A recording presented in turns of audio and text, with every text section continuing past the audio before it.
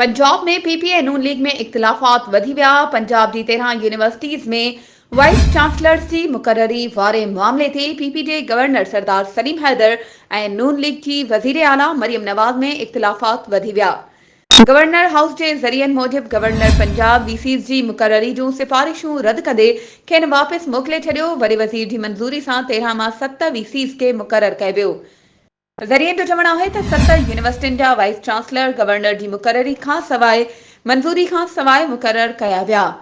पंजाब के गवर्नर बि कुछ एतराज़ात उथारिया त वाइस चांसलर के पैनल के ठहण जो अमल सही न हो, ॿीहर जांच कराई वञे।